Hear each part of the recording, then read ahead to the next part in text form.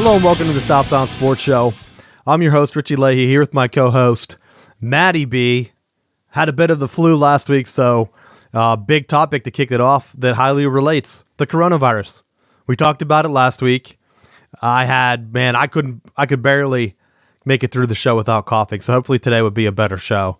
And it's hard to cut all that stuff out, so I apologize for those that listened last week, even though we had a big show. The coronavirus now, not only we thought it was going to affect the Olympics, it has moved so fast that it is now targeting college basketball. Pitt had a big win in the ACC tournament that kicked off. The Ivy League canceled their tournament altogether. They said that they're just going to take the regular season champ of Yale and put them in as their auto bid.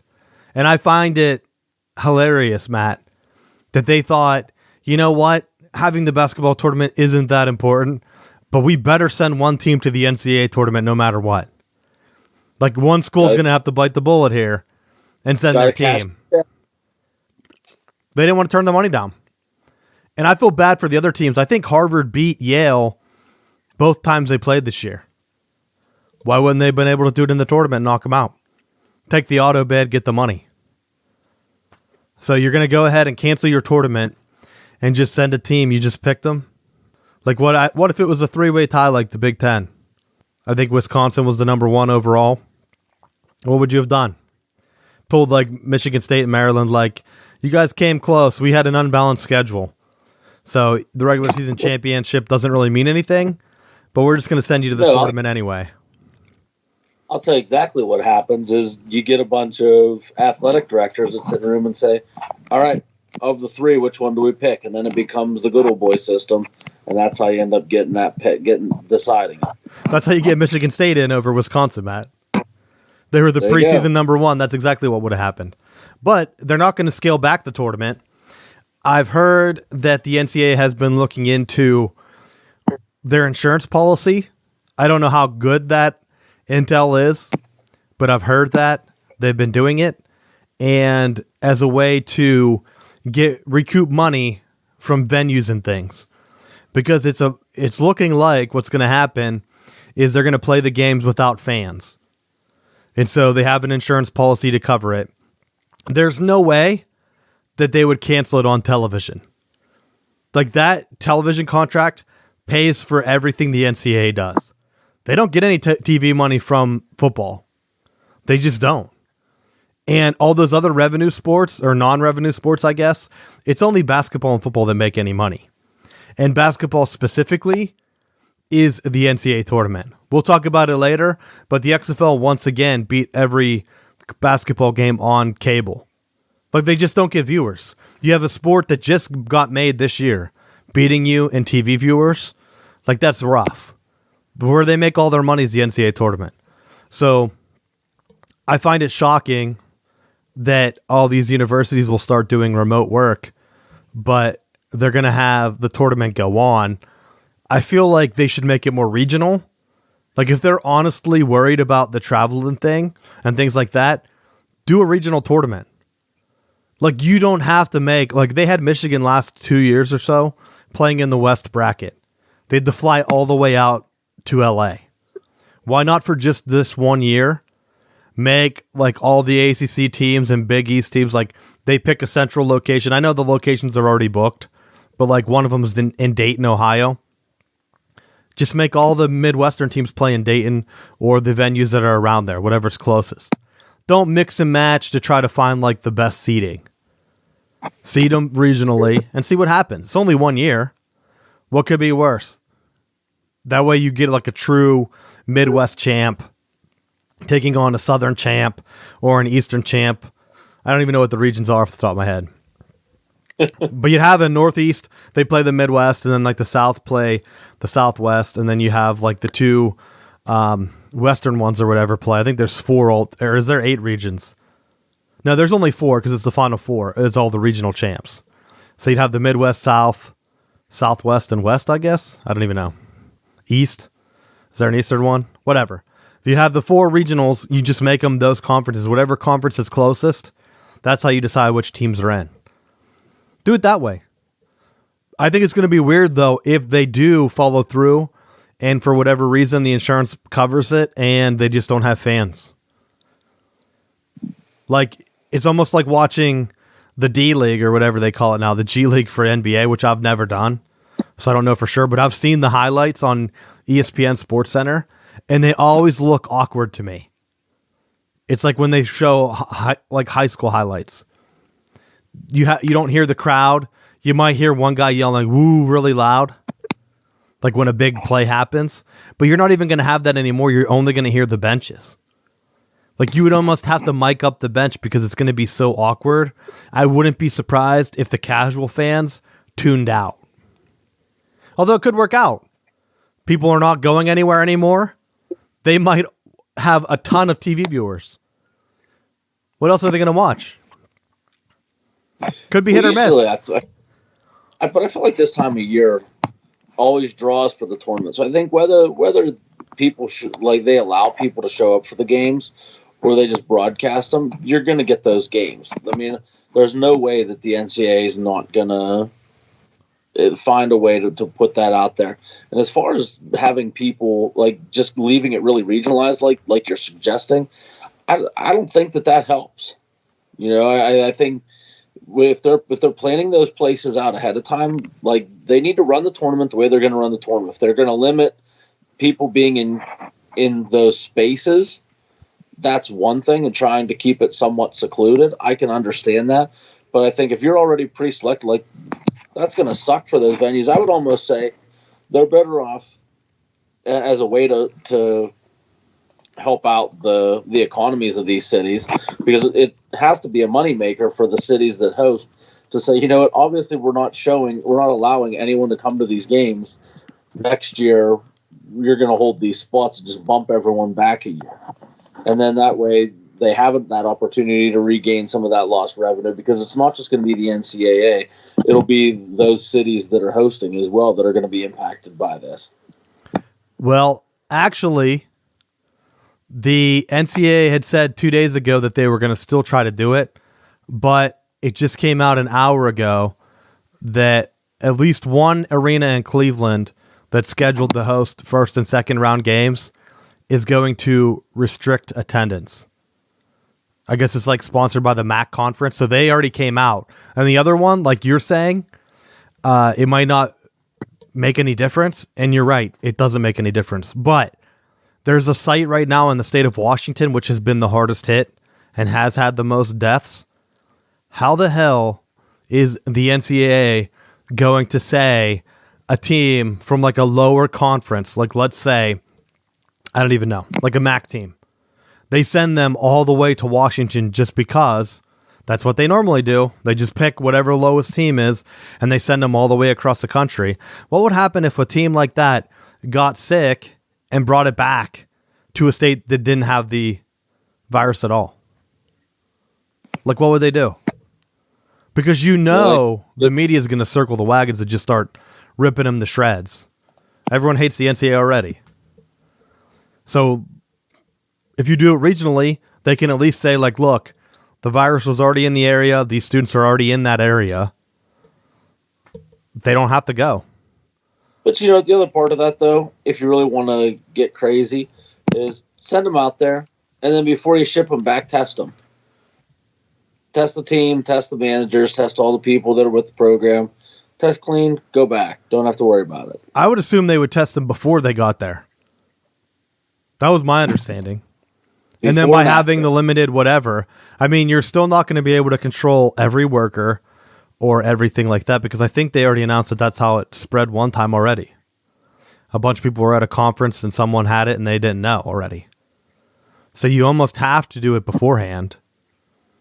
And then, like, you have how many TV network people coming in and all of the other stuff, trying to get that situated. It's going to be a mess. And it's not just basketball. They're going to have, like, the NFL draft. What do they do for that? That's been a big spectator event of late. I think the CDC said that they're not going to do anything. They recommend not having people in a room where they can't keep 6 feet apart or something like that, 6 to 10 feet. The NFL draft mat fits that bill. Any major event. The Big Ten hockey tournament kicked off last week. But the in an open air venue where they're boating people out, so it's not going to carry on water.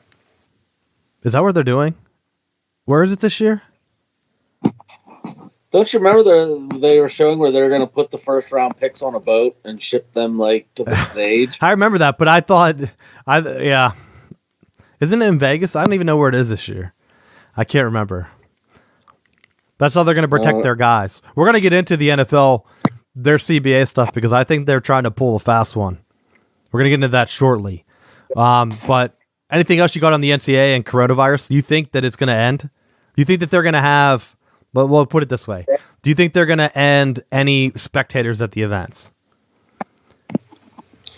I think precautionary. They'll restrict people from them. But, I mean, I think when you look at a lot of the other flus that we've had, there have been bad strains. And I think that a lot of it's just the overreacting by people. And I find it comical that people are rushing out to buy toilet paper. If you're sick, you're sick. And if you die, you're not going to have to worry about wiping your rear end. So don't worry about it. If you're a champ, you don't even need that anyway. You just have a bidet. Yeah, or if you work in public education, you already have strong immune system because you're already contracted with every virus that there is. So you just already have a good immune system, and you just fight it off. I mean, to be honest, I don't know what they would do. Like, I think it's going to be, I know we're joking now, but I think what's going to happen is you're going to have venues, one team, like if Cleveland actually shuts it down for real, it only takes one. Every other venue is going to follow suit just because of the lawsuits. Everyone's still so happy in this country. It's going to be done. Because it only takes one jackass to come back and be like, you know what, I got sick from that. And then it's not like they're going to pass out masks, which I think would be even weirder. If you just saw a crowd full of people wearing masks. I think they had an event, is it soccer already, in Italy where they started to just have no fans. And of course I didn't watch that. Yeah. So I don't know what that would be like on TV, but I think it'd be weird. Well, Italy just has like a full-on just lockdown of everything. Yeah, and I hope we don't have to get that. It's weird. They're weak. We'll see what happens. I honestly don't know how they could restrict travel if you don't have enough tests to test people and do things like that. But I don't know. Let's get into the NFL talk.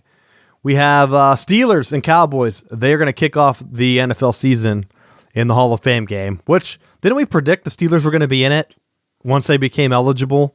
It was like once they had so many losses and they didn't make the playoffs, we knew they were in. Yeah. I knew they wouldn't pass up. We might even predicted this matchup. I'd have to go back through and look at the transcripts. But I know we predicted the Steelers were going to be in it because they haven't been in it.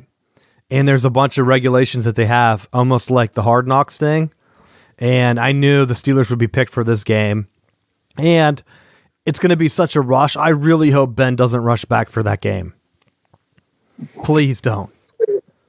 Because that would be so... I don't want to say disheartening, but that's what it would probably be. If he rushes back and then gets dinged up in any capacity. And then he just says, I'm done. I quit. I'm worried. I'm worried that that's going to happen. They're not going to make a quarterback move. And it might not even be that game. It might be like the first couple weeks of the season, but he gets hurt. And you know it's over. It's almost like the Steve Young thing, where he had the concussion and you knew that it was like one too many. And you were like, okay. They told him not to come back. They were like, yeah, you probably shouldn't come back. Ben's at the age where they're going to say like, yo, you've been hurt how many years in a row now? You probably just shouldn't come back. Like, you don't want to be... They don't want to have Ben roll out in like a 30-year Super Bowl reunion and him be in like a wheelchair and not be able to talk or anything. Like, you don't want your star quarterback to be that injured because he played for too long. Like, step away from the game. You're a two-time champ. Don't go out like Eli. People are like questioning if Eli should even be in the Hall of Fame now. But if he would have retired after that second Super Bowl, people would have been like, yeah, he should be in. He already had the stats at that point, I think. Matt, they only talk about his regular season record. That only started to happen recently when he's had bum seasons how many years in a row now? He had the numbers already. No, but I mean, the thing is, if you winning a Super Bowl erases a lot of sins. And that's all there is to it. Plus, Ben, when he's been healthy, I mean, they've never had a losing season, I believe, at least since he's been there. 2-time Super Bowl champ. Like, not many quarterbacks can say that. Like, it's almost like the Tom Brady impact where you go down, your team loses, you know that's because of you. Like Tom Brady, they won a bunch of games when they had like decent backups, but that one year when he was out and they lost like a couple games in a row, and then he came back in and everything was fine. People were writing them off like the end of an era, and I think that was the year they won the Super Bowl, wasn't it? He was suspended or something. They started out like 2-3. He came back and it was like, oh, you know what? I'm fine now. And I didn't have hits for the last 5 weeks. So I'm going to be super healthy in the playoffs. That's what it feels like. I feel like Ben should just sit out for however many weeks it takes for him to get healthy. That's my recommendation of it. But I don't know if that's going to be enough to get it done. Just don't rush back. I hate the Hall of Fame game. What are your thoughts on it? I don't mind it. I mean, I think it goes with the territory. The players already know. It's been something over the last couple of years. It's kind of like the kickoff to the preseason games and the start of the NFL season, so to speak. So I like it. And there's definitely more to watch if Pittsburgh's in it. So it'll be nice to see them in it. True. It would be nice to see if they get any younger players or what they end up doing here, how their roster's going to look, or if it's going to look like, oh, more of the same of last year. Okay. Not explosive on offense. They might score, they might not. Probably lose a few games they shouldn't, and narrowly miss the playoffs. Although, the new CBA, my next topic, they're looking to expand the playoffs, and I don't know about you, but I want to give my thoughts on this. I feel like the NFL is trying to trick players into the CBA. Because I'll tell you, from a marketing perspective, Matt, this is how the CBA went so far. NFL announces it. They're going to have an extra week and then 2 more playoff teams. They announced like some roster deals, whatever. It seems like most of the media covered it positively and saying that the players were going to pass it. A couple of days would go by. This is after we talked about it last week. Aaron Rodgers and a couple other players came out against it. Told the players that they actually need to read it. So the NFL then, I think they doubled down because the next thing they did was they leaked to ESPN that NFL owners actually didn't want the players to sign it because they want 18 weeks of football, which, Matt, the entire time they've been talking about this for a year, they've never mentioned it. So I think that they're worried now that the players aren't going to pass it and they're going to lose that Week 17 game. So what better way to get them to sign it is if you put in their heads, well, if you don't sign this one, our counteroffer is going to be 18 weeks. That's my thing. I think they're trying to strong-arm them into the CBA. What are your thoughts on that? I don't know. I think that's a little bit conspiracy theory, if you ask me.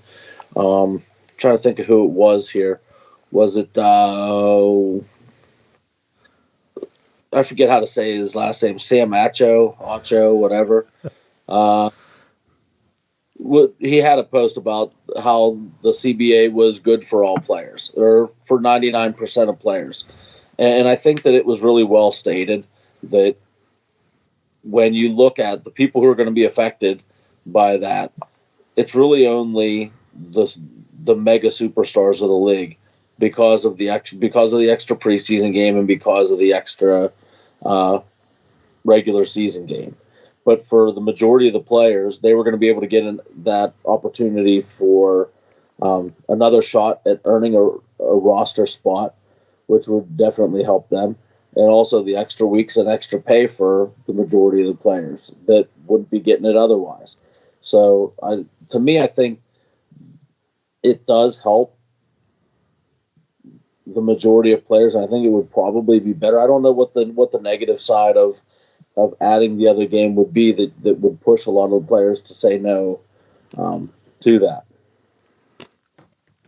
Yeah, I see what they're doing, and I just retweeted that. So if you follow us at Southbound Sports, or what is it, S-Bound Sports on Twitter, you can find that video and see what he has to say, the one that Matt's talking about.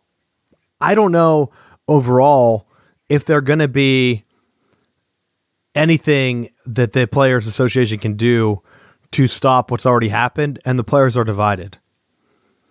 I mean, as soon as they started to leak out certain superstars speaking up, because they were only given salary increases for like the minimum players or whatever it ended up being. I don't know what the exact breakoff is, but most players only make that. So I think the NFL put that in to try to get them to sign it over.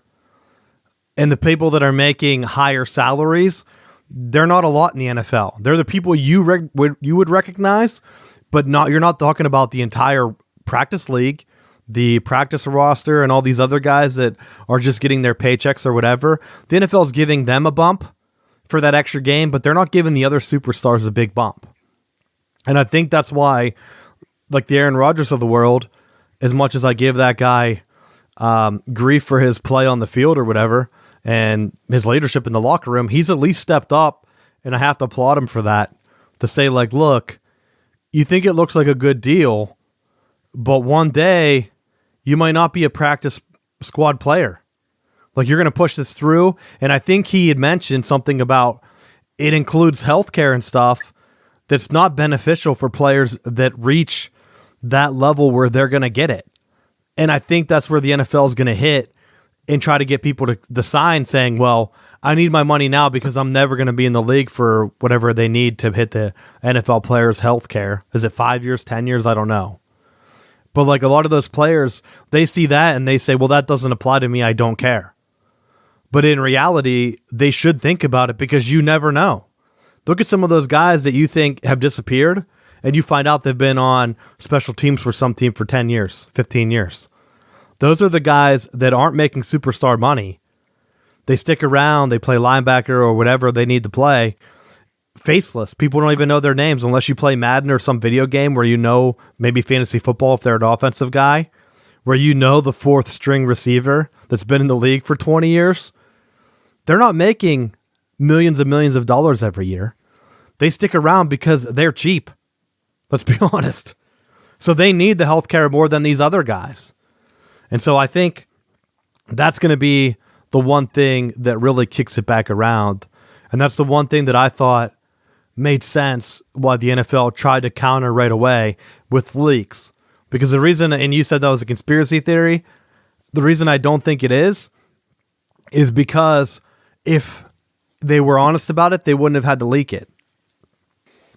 But I think one thing that you're not taking into consideration is right now we're in such a you heard it here first society that I think that people will do anything to try to leak it out to get that information, whether it's true or whether it's not. Yeah, but some of those guys, like if you look at the big NFL names, what is it, Schefter? What's the guy, Jay Glazer? Like that guy, he only got his big name on Fox because he was friends with like the owners or whatever. A lot of people don't know that. They get their news directly from the NFL. They break whatever the NFL wants them to break. If they don't toe the company line, they'll just cut them off. I mean, there's been NFL insiders that have disappeared. Wonder why. So, but go ahead. That was the main that I was just saying. I mean, you're going to look at it and you're going to see both sides, but I think a lot of the players, they're going to sign it, probably saw the initial increase and probably have already signed. I would think that it passes. I don't know how many people have to sign it, but I mean, it hits some of the bigger name guys because I think even RG3 spoke up against it. He's one of the guys that he made a big splash in salary, but he hasn't signed max deal since then. So like he would be one of the guys that's been like a journeyman type guy. He's going to need the healthcare and stuff. So like, I mean, he's already been injured how many times?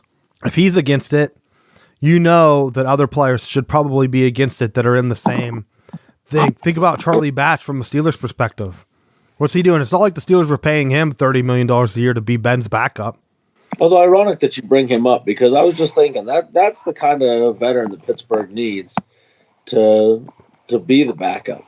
Someone that can be stable and can be out there in the event that Ben gets hurt again. But who's available that you can name that fits that mold? Who? Jameis Winston? Now that he has vision. Someone's going to take a shot at him, though, to be a starter. Why not be Pittsburgh? Could be. Did you see the 49ers news about Tom Brady? No. I don't know if we talked about it last week, but apparently they reached out to the 49ers, or the Patriots, to try to see if they could work out some type of deal. Because they would rather have Tom Brady than Garoppolo. So could you imagine if a team that was so close to the Super Bowl decided to trade their quarterback for Tom Brady in some type of deal where, and a lot of people are overlooking this, Tom Brady could sign with New England and do a sign and trade like they do in the NBA or whatever, where he signs like a whatever structured deal, but he actually signs with the 49ers. So they can give him more money, and then they get rid of Garoppolo. Some NFL players have already talked out against it, and now they're saying that it's going to fall through. So if we did talk about it last week, which I can't remember, the Niners have kind of backed off, but then someone else came out and said that when they originally asked to trade for Garoppolo, Bill Belichick originally told them no, that he's untradeable. And they said, oh, okay, cool. Can we have Tom Brady then? And then he laughed. He said, you think I'm going to trade the greatest quarterback? He said, how can you have two quarterbacks that are both untradeable? And then that's how they ended up with Garoppolo. So could you imagine if Belichick decided, you know what? Garoppolo's the future. We're going to hedge our bets. Let's see what happens. I mean, he's worked with them before.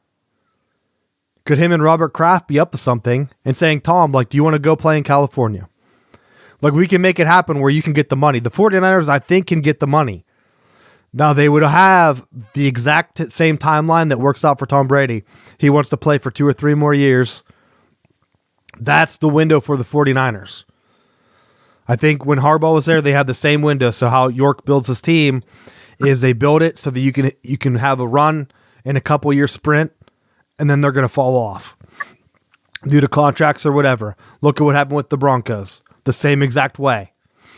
They had their run. They had it with Peyton Manning. He left. Now they're falling off. And they're getting ready to build up again on defense or whatever. So, if Tom Brady moves, take a look there. Other people are saying Tennessee. They said the Raiders have kind of backed off. And they're saying that the Chargers can't match what those other teams can bring to the table. So, Tennessee or 49ers. Could you imagine? I don't think Tennessee does it for them. I think at that point you have to stay with the Patriots, right? If he's coming back, then yes, I would say that's the route. I think that would be, if you're the 49ers, that would be the stupidest move in your life. That's guaranteeing that you go right back to the toilet in 2 years. But they get a Super Bowl. I don't know that an old, aging Tom Brady gets them there. Matt, they almost had it this year with a guy that only threw 100 yards in the playoffs. And I would hedge my bets to try to get a weapon or two more. I'd pull the Andy Reid move and try to get some more skill guys around him. Wait, I thought you were going to say keep coaching for 30 years and it will finally happen. Well, they could do it that way as well. That has also proven to be a system of success, but I think that's a route that you can go. Stay with the youth, the younger players are what's going to drive it. Keep the system continuity in place. Don't let all of your coordinators and everyone get picked off through the league, and maintain the stability that you'll be a contender for a while. You showed that you have it. It's just getting the last couple pieces to snap into place. Yeah, I mean, it's going to be a gamble either way. Do you think Broncos fans would rather not have the Super Bowl but have like 5-10 win seasons in a row? 12? Like, I don't know. How many heartbreaks can the Niners take? Super Bowl losses. Could you imagine if they come back and don't ever get there again? Although, you're saying about if they actually did pull that trade off, it would almost be an anti-49er trade. Because when Bill Walsh was building the 49ers into a successful organization, one of the things that he always talked about was that he wanted to move players when they still had 2 to 3 years left. He wanted to move them before they got too old. So when you saw the moves like trading Joe Montana to the Chiefs and letting, like, moving players that were like getting older, moving them out and bringing younger players in, he always tried to have that where they were a couple years out before he'd move on from them. That would almost be the complete flip, bringing in aging players at the tail end of their career to try to win quick. Because I think it unless you already have a solid locker room, you see in Pittsburgh exactly what happens when you don't have a solid locker room presence, that things can go by the wayside really quick. Well, I'll say the reason I brought it up is I think it's very strong, and for that same exact reason. You're right, the Bill Walsh. I think it works out best for both parties. You're giving Tom Brady a Super Bowl competing team to say, look, prove that it wasn't Belichick. I mean, is that what people are going to say? Then you're giving Belichick Garoppolo back to say, look, you had success with him when Tom Brady was out. Prove that it wasn't Tom Brady. Get a Super Bowl with someone else. And that's a more legacy move where Garoppolo is going to be in the league for another 10 years or whatever, probably. So now you're giving him long-term support and trade-off for the 49ers to try to get their Super Bowl quick, knowing that their roster is going to turn over in 2 or 3 years anyway. So even if Garoppolo stays, they might only drop down to a 9-win team, Matt. But I don't know that Belichick's in that same mold where he has to prove that he can win without Brady. Because when you look at the Ravens team that won the Super Bowl, a lot of those players were ones that were on that Cleveland 95 team that Belichick had built. And it's not to say that continuing that process, that progress forward, that he wouldn't have continued to win and have that same success when they moved to Baltimore than when he was at Cleveland. Strike that from the record. That's hearsay. No way Cleveland should get any credit for that Super Bowl team. Let them be losers, Matt. It was their team. And then they're like, no, you're getting too close to winning. Get them out of there. Send them back to Baltimore. And I'll be honest, I don't think that, and I hope it didn't come across the way, but I don't think Belichick needs that legacy move for him. I think that it's just more of a long-term move for him in the right direction. Like, he knows if he sticks with Tom Brady, he's going to have to rebuild a quarterback from scratch, where if he gets a guy he's already worked with, it's going to pay off for him. Like, it's a win-win. And he knows, like, okay, I just need a team that's going to get me to the playoffs, and I think I can out-scheme anybody. And then that's where you're at. See what happens. I mean, Matt, it's not Tom Brady that was out at the other stadiums filming the other team. Bill Belichick's still going to be able to do that stuff. They let him get away with that. And I brought that up. They want to make sure he looked good for his TB12 book that's come out. I bring that up because Blackwell, the guy that's suing Michigan State, his latest allegation after the photo that I think we talked about on the show here, where he said that he was on illegal recruiting trips, and Mark D'Antonio said that's not true, and then he just posted a photo of them. Classic move. But he said that they were filming, or they had illegal films of other teams' practices, and he did say that it wasn't an in-state team, which makes everyone think that it's Ohio State, because Michigan was down. Michigan State had some Michigan wins at that same time, but they had lower recruiting ranks, and they were usually outmatched against Ohio State, and they always showed up with their best game. They even pulled some of the upsets off the year they went to the playoffs and things like that. So wouldn't it be crazy if Blackwell had footage of Ohio State practices that they were using at Michigan State to prepare for them?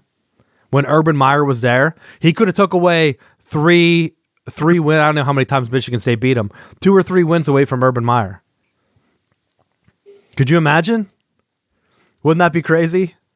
Well, they just raised the banners. I wouldn't even have brought it up if he didn't have the other photo to back up his first claim. Now I don't know. Now I want to see what else he has. Like what other dirt? Because D'Antonio would never have retired so quick if there wasn't other dirt out there. So filming practices is one. That's a big strike. Because everyone still brings it up against Belichick. So, I don't know. We'll see what happens. Can Belichick do it without Brady? Probably. He'll still coach successfully for a long time. I mean, Andy Reid's been doing it. But how long does he want to wait? That's why. And another thing, my last tidbit on this, and we'll move on, because it's not even on our board. I've been reading a lot of local sports writers because during free agency time, I think that a lot of teams give their local beat writers some like marching orders. Like, hey, bring this up. And I think it was Tennessee, one of their writers, had income tax stuff that they were posting for Tom Brady saying like, look, the Chargers might have a better deal right now, but if you factor in income tax, you're going to be making less money than you would over here. Or like, I think they put like a bunch of other teams. So that's one of the things that you got to look for, Matt. Little tidbits like that. And the fact that all of these writers all together, the free agency city ones, were the ones speaking the loudest against the 49ers makes me think that the 49ers have a stronger bid than people realize. Because just think about it for a second. Live in San Francisco, though, where people are like just crapping all over the streets, and his family's from California. That's the whole reason people keep talking about the Chargers. I think they're from the Bay Area, aren't they? Move them out of there. So, I mean, I don't know exactly where they live, or what high school he went to, but I know he's from California. His family still lives there, so it would make sense. That's a monumental trade. Just think, it would work out, like I said, for both sides. And they could even meet in the Super Bowl. It could be like a John Gruden move, which would be even more epic. If Tom Brady was taking on Belichick for the Super Bowl, please make that happen. That's what I want to happen. And if Tom Brady's not coming to Pittsburgh, I don't want him to go to Tennessee. Game. And then in a twist of fate, coronavirus will be there so that no one can attend the Super Bowl. Everyone watches the Super Bowl at home anyway. Those are mostly corporate giveaways. Let's be honest. It's not like they ever show the crowd. There's a reason they don't have the crowd like piped up like they do for college games. College games always sound 100 times louder because they don't have the corporate buyouts that most NFL games have. That's my other theory. Write that down. Let's get into the rule change. You had some rule change stuff. You want to go ahead and give it a breakdown? I believe there were a couple teams that were making some proposals for some rule changes. So one of them was to modify the blindside block rule to prevent unnecessary fouls. And that's one that I think is really touchy because they're getting to a point where with some of the blocks, they want to. I understand the perspective of wanting to give the players room to be able to defend themselves, but I think they also are so quick to not make the controversial call that there's so many additional calls that end up getting tagged that they're questionable. So I think trying to just get some more clarification on that's going to help. Making the permanent rule for automatic replays for scoring and turnovers, which I think is helpful because you want to make sure that any of those big plays aren't left in the hands of the officials in real time. Make sure that they get the calls right. Provide an alternative to the onside kick, which, there we go, talking about changes from we've seen in the XFL that bleed over into the NFL. And then restoring preseason, regular season overtime to 15 minutes and rules to minimize the impact of the overtime coin toss. The other ones were provide the option for the defense for the game clock to start on the referee signal if the defense declines an offensive penalty. So late in the half, the offense is called for holding, they can decline it and just have instead of giving basically more time to the offense, they can start the clock right away.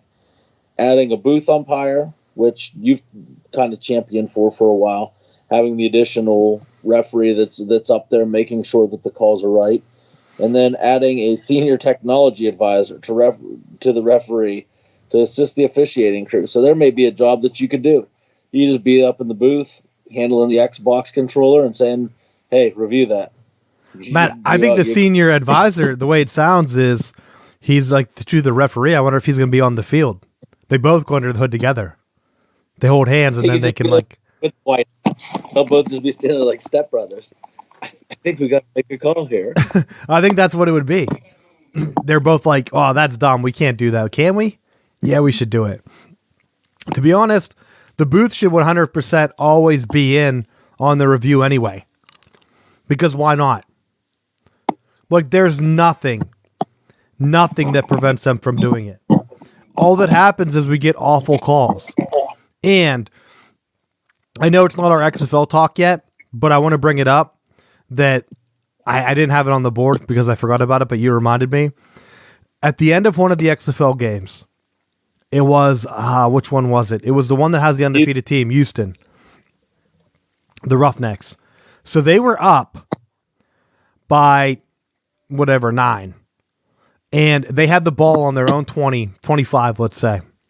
The quarterback dropped back. There were 7 seconds on the clock. They had the coaches mic'd up. So, was it June Jones? He said, yo, run around and throw the ball as far as you can do it. And then the clock will run out. Well, instead, the quarterback dropped back and took a knee. Like, he kind of like scrambled a little bit, got hit, and he took a knee. 2 seconds were left on the clock, Matt. So the XFL went ahead and they ended the game for some reason. And this is exactly what, like, they talk about, like, the NFL reviews every play. I don't understand how the game didn't review that play. He was clearly down. The officials, we talked about the XFL needing one thing. They need competent refs. Everyone hates watching the NFL and being like, okay, like, what's going to happen? I thought it was comical that I think it was the ABC crew. Was it Steve Levy? Does he do him? Sounds familiar. I got to give him a shout out. If it was him, if it's not, I apologize. But he was the one that said, like, yo, they need to get the officials back out here and finish this game. Both teams were kind of confused at the end. They interviewed June Jones. He said, yeah, I told him to throw the ball. He didn't throw it. So we made a mistake there, but it looks like it's going to work out for us. Because in the end, fourth down? It was 4th down, Matt.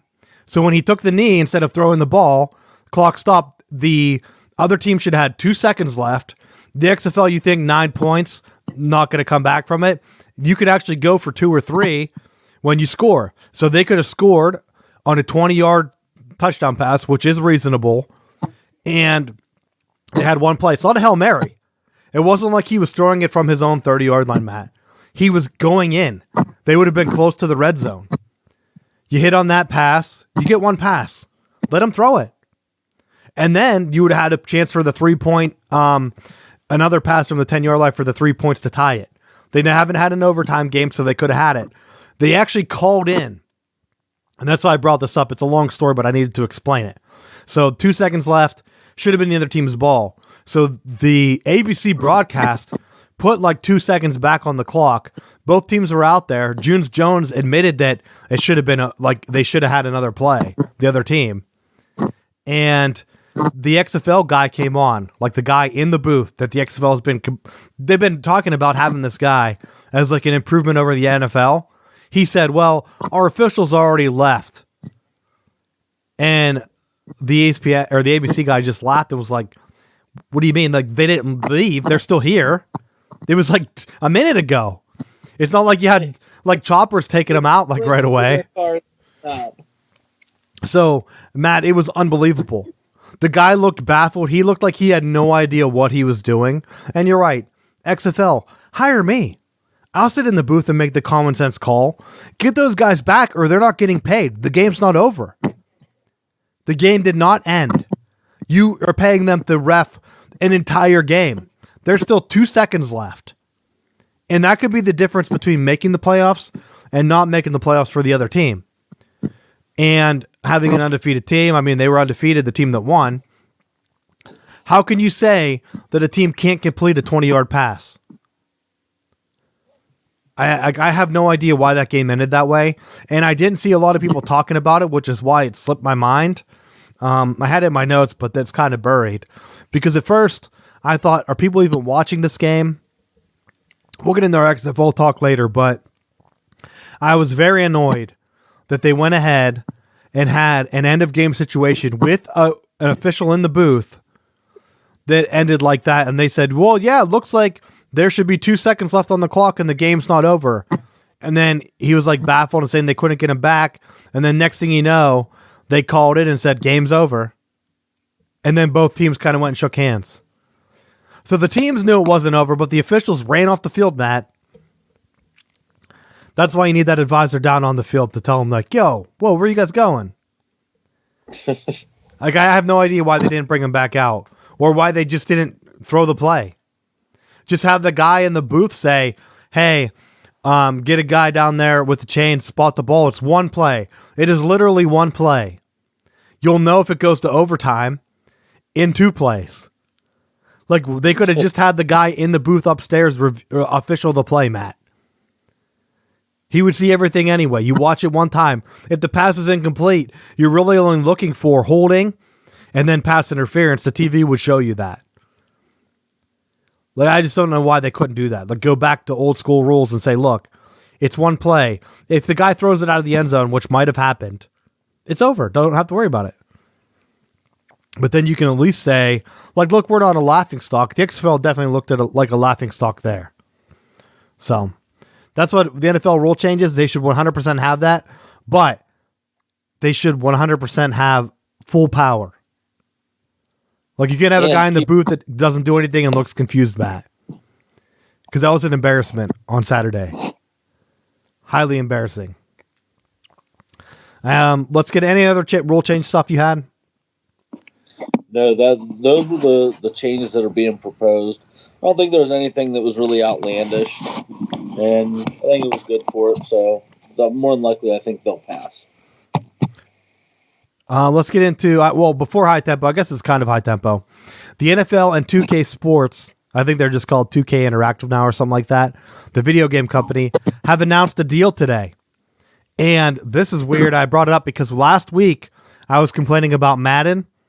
This 100% impacts the future of video game football. So I saw some people talk about saying that, okay, well, this isn't a simulation game. The NFL has not renewed, from what I've seen, their simulation deal with EA Sports.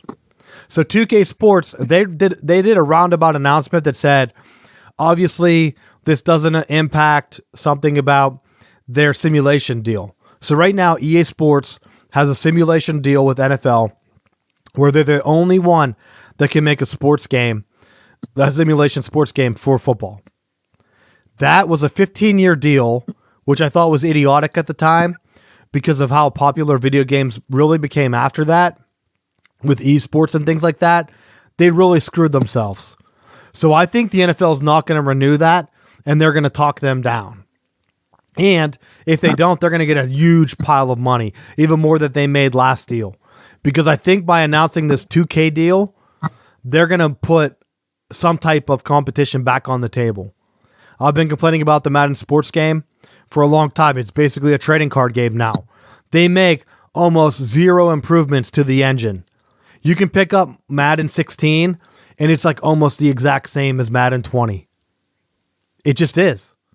It's been that way for years. Once it hits a generation, like once it hits the PS4, it's the same exact Madden for the next 4 years or whatever. They make slight changes. So when the PS5 version comes out, you can get one of those versions. Doesn't have to be the first one, but it will probably be updated and they'll all be similar.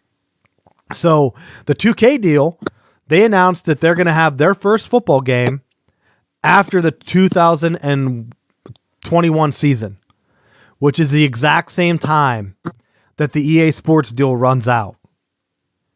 This is also important because I announced last week that 2K Sports has been working with WWE Entertainment and the XFL to do an XFL football game that's supposed to launch around the same time.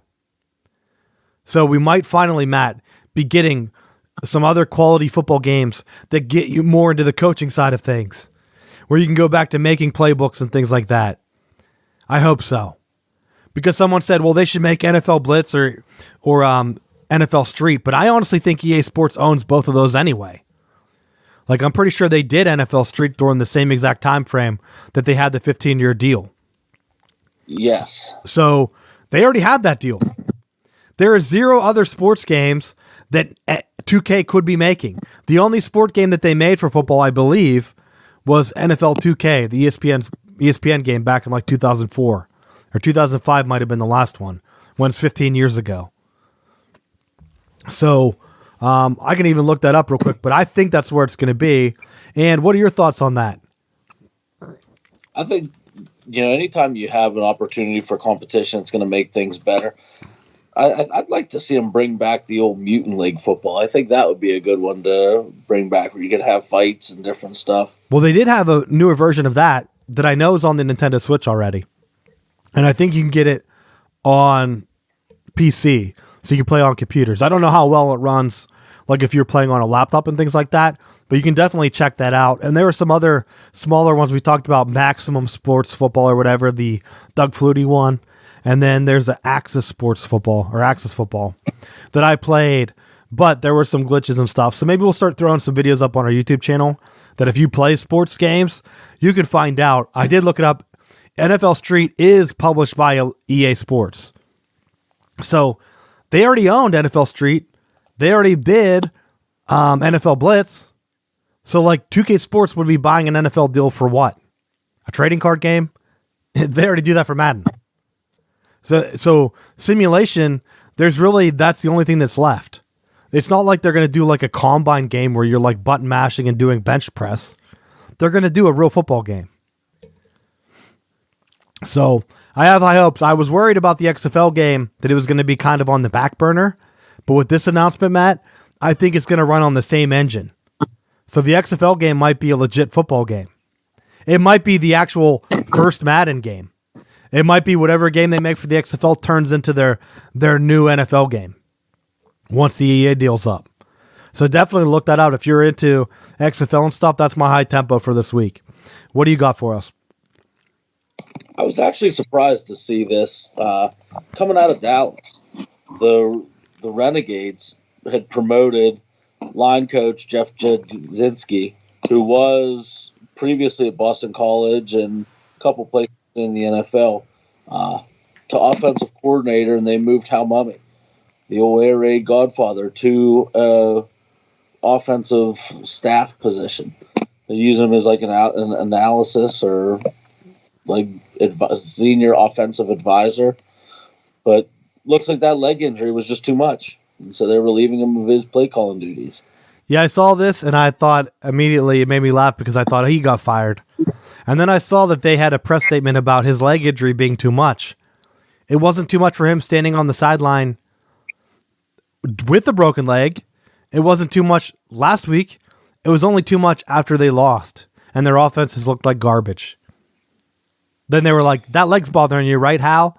Get up in the booth. You're done. See, now I think where they went wrong is they didn't go ask my man Hugh Freeze at Liberty. Like, you're coaching in a hospital bed. You're coaching in a recliner. How do you do it? What is the best place to call it a winning offense while you're disabled? And he should have gave him pointers, and they could have been winning games. But that's the thing. He didn't give them any help. Their offense was awful. I was trying to look it up. I don't know. The XFL app. We'll see, because it doesn't really let me do by team. Renegades, they had 9 points, 25 in a win against LA, but that's one of the worst teams. 24, 20 in a loss, 12 in a loss. And now they play DC on the road. So you know that's going to be a tough game. That's one of the best defenses at home. So you have that, and we'll see what happens. I mean, they definitely fired him because of the offense. But, when you look at like the quarterback play, and I'll even throw with Landry Jones out there was a lot of really bad throws. And I don't know that you can pin all that on him, because at the end of the day, it's a professional league. and you're expecting them to put the ball where it needs to be. There are so many passes during the course of the game against New York this week that you felt like they didn't even give players an opportunity to make plays. And one of the things, even with my team that I'm coaching, I tell the quarterback, give the receiver a chance to make a play. You can't do it if you throw the ball 5 yards out of bounds or 45 feet over his head. If you give him a chance to make a play, good things can happen. Yeah, I mean, that's what you're looking at when you're coming down to a lot of these teams. They don't have quarterbacks that put them in a good position. I'm looking at the standings here now, and 3 teams in the East are tied at 3-2. The Renegades, even though they've been awful on offense, they are 2-3, and they're tied for that second spot with, is it LA, the team that they beat? So I don't know how head-to-heads work, if that's what it's going to be as a tiebreaker, if they're doing divisions or what, but they're in a position where if they can get it figured out, is Landry Jones out for a while? I think so. Actually, I was thinking about this. One of the moves that they could potentially do is see about trying to get Quentin Flowers, because obviously Tampa Bay's not using him, and he took himself out for a while. That maybe there's a way that they could get a move and get him in there and try to do some things to move him around and let him make some plays, because they're lacking a quarterback so bad. I think Cameron Artis-Payne's a good running back. I think they have some athletes, but they have no one to give them the ball. And even with like the air raid philosophy of throwing short and trying to let guys make plays with it, they're not getting the ball. The quarterbacks are trying to make all these long throws down the field, and it's not helping their situation. Yeah, that's going to be one thing that a lot of teams need to figure out. And I don't know about the contract deal. You might be onto something there, where you have a player that could move. I do know that they signed is it a year-long deal or something, where they can't look at contracts from the NFL until next summer or whatever it ended up being, because they wanted players locked in and not going back and forth whenever they started their fall training camp, because they were already practicing in November whenever Bob Stoops was supposed to be signing with Florida State, remember? So I don't remember. You don't remember that? No, I don't remember. I remember Mike that. Norvell. So they were already back there practicing. So I don't know if they could trade him interleague, which I think would be smart. But at this point, it's going to be tough to get him up to speed, because they have so many coaches that coach so many different generations of things that I bet all the terminology is different across, like team by team. Going from who was his coach? I can't even remember what team he was on. But going from that to Bob Stoops doing like a college thing, I feel like that's not going to be an easy transition. There are some teams that do have similar coaching styles that might fit him better. And I would like to see him play, because I think that's one of the bigger names, even if it's not a gigantic name in the league, that I think could work out. I mean, I think when you're talking about like the guy from UCF that broke his leg, the XFL could be an excellent landing spot for him, because the NFL is most likely not going to give him a shot. And that could be a big name guy that they could get in and try to get some type of hype for next year, because the way the ratings are going, I didn't have the big TV ratings, but the cable ratings came in. They dropped below 1 million. They've been going down slowly each week. They did have awful times. I think the ESPN one was at 9 p.m., and it's one of the things that we talked about. You can't be changing times of the games if you want viewers to jump in. I don't know what ESPN had that was showing that was important before that, but they didn't drop that much that they're falling behind other sports. They were still the number 1 and 2 most cable watched sports on television over the weekend. So the XFL numbers, even though they're still dropping, they're still beating every other sport. So you're looking at something that you can see out there. And I'll see if I can find the other numbers as we end the show on the XFL stuff. But I'm really confident that they're going to be around for next year. You have the 2K deal with the NFL and the XFL. You'll have a video game. They have their own gambling thing that you can do for the XFL. See what happens. But my last topic, DC defends home field, Matt. I told you. I called it. People were talking about Battlehawks being the East rep in the championship game against Houston. Not so fast, my friend. They had to travel to D.C. where they have the giant beer snake. Did you see that? Yes, I did. Awesome. You can't get that at a regular NFL game. There's no way they would let you do a beer snake. There's zero chance. You'd be kicked out. You'd be kicked out for even having more than 2 beers and not having a $30 permit for that beer. They would say, sir, how much did you pay for that beer? Why are you funneling it to that other guy? This is against team rules. We don't want you to be getting any rowdier than normal, because that's exactly what would happen. They would try to kick him out. What are your thoughts on the games for that weekend? Overall, I thought they were okay. Really, I had some family things going on, so I wasn't watching as intently as normal. But Houston still looked pretty strong, with the exception of that tail end of that game. And then I wanted to see more from Dallas, but it just looks like they're, like we talked about already, they're just so inconsistent with their quarterback play, and I feel like even when they had Landry Jones, there really wasn't that much difference between the quarterbacks. I think the quarterback thing is only going to be as good as whatever they have right now. That's it. They can't get any better at this point in time. I did get the TV ratings up, and actually on ABC they stayed almost the exact same at 1.5 million. The Fox one dipped a little bit to 1.4 million, but they're still excellent numbers. So the average for the entire week has to be close to 1 million, if not a million. Definitely good for the league. And you're getting to the point, though, where next year when you're looking at it, I don't know if they're going to be able to keep up the major TV deals. I'm worried that it's going to fall to like only ESPN or Fox Sports 1, and then that will be the league starting to fall away. Although, I did read a thing where the Arena League, they ended up having like a 4-year deal with ESPN or something, and they had way worse numbers. But because they were still beating other sports on at the same time, the Arena League, and the league was doing all the production stuff, which I think is what the XFL is doing too, ESPN couldn't pass the deal up. So if they keep getting close to 1 million people, it could stick around for a longer time. I don't know what WWE does, but I would assume that it gets around the same numbers, a couple million on cable TV. It's not like they're pulling in.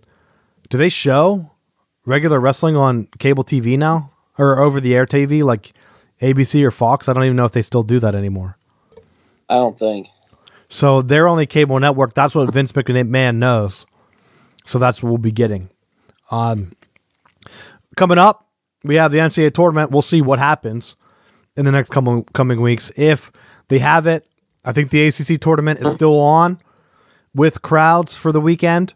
At this point, the North Carolina governor did declare a state of emergency down here, but he didn't want to scare people, so they're not telling people not to come, but he recommended that if you're at risk, not to go anyway.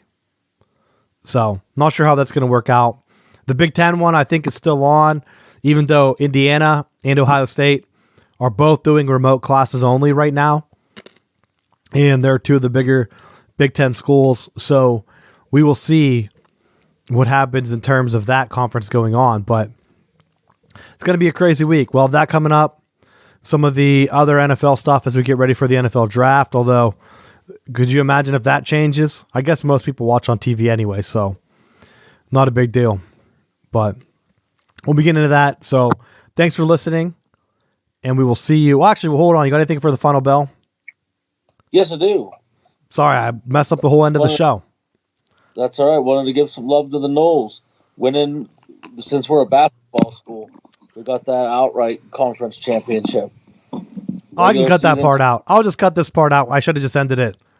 See, no, because we're a basketball school, so we don't have to worry about that.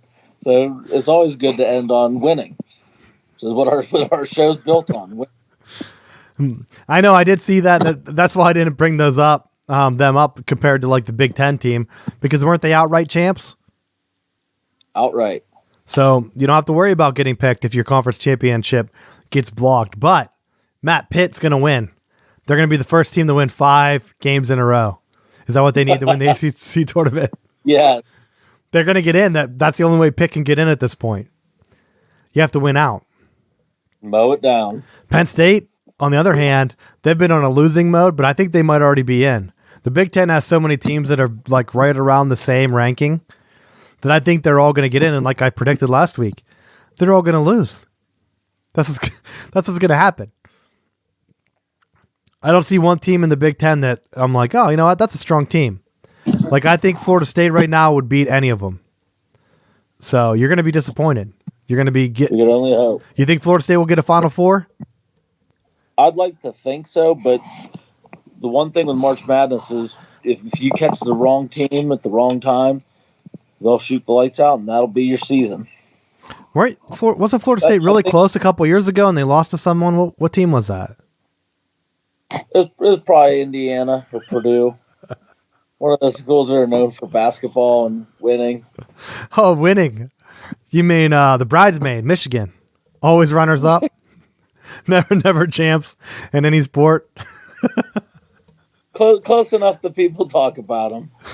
I know. I did want to do a count, but I can't find runners-up counts. Like, I can't find records of who's the best runner-up. I wanted to see if it was Michigan or someone else. Runners-up baseball. You had, softball a couple years ago. Basketball twice recently. I don't know how many other teams can get runners-up that many times. They're like Virginia. Although Virginia has some championships, so what am I talking about? All right, you got anything else? No. Now we can end the show for real. I hope most people tuned out by now. They had the chance when I ended the show almost originally. Now you know why. Should have just ended it. Thanks for listening, and we will see you next week.